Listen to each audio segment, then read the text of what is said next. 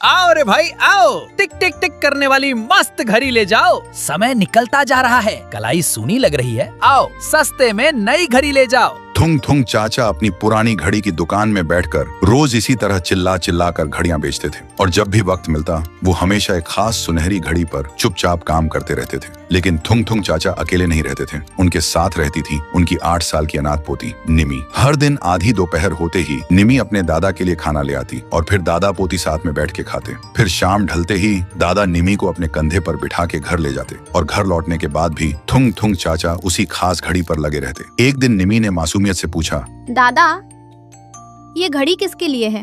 आप इसमें इतना वक्त क्यों लगाते हो? दादा ने मुस्कुराते हुए निमी के बाल सहलाए और कहा, ये तेरे लिए है बिटिया। जिस दिन इसकी धुन गूंजेगी ना, तुझे कभी अकेलेपन का एहसास नहीं होगा। ऐसा लगेगा जैसे तेरा दादा हमेशा तेरे आसपास ही है। पर वक्त को शायद कुछ और ही मंजूर था। कुछ महीनों बाद थुंग थुंग चाचा की तबीयत अचानक बहुत खराब हो गई। उन्हें शहर के बड़े अस्पताल ले जाना पड़ा। लेकिन जाते वक्त उन्होंने रोते हुए निमी से कहा, रोना मत बिटिया, मैं जल्द आऊंगा और तेरी घड़ी पूरी करूंगा। देखते ही देखते 2 हफ्ते बीत गए। गांव में खबर आई कि थुंग थुंग चाचा अब इस दुनिया में नहीं रहे। गांव वाले और पड़ोसी निमी को समझाते, अब रोना बंद कर दे निमी, दादाजी अब वापस नहीं आएंगे। लेकिन निमी को अपने दादा के वादे पर पूरा भरोसा था। वो हर रात उस अधूरी घड़ी को अपने सीने से लगाकर सोती। वो घड़ी सिर्फ एक खाली पीतल का डब्बा थी जिसमें ना कोई सुई थी और ना कोई मशीन। देखते ही देखते 1 साल बीत गया। निमी उस खाली घड़ी को देखते हुए रो रही थी क्योंकि उस दिन निमी का जन्मदिन था। लेकिन तभी अचानक उस घड़ी से बहुत धीमी सी आवाज आई, टिक टिक टिक,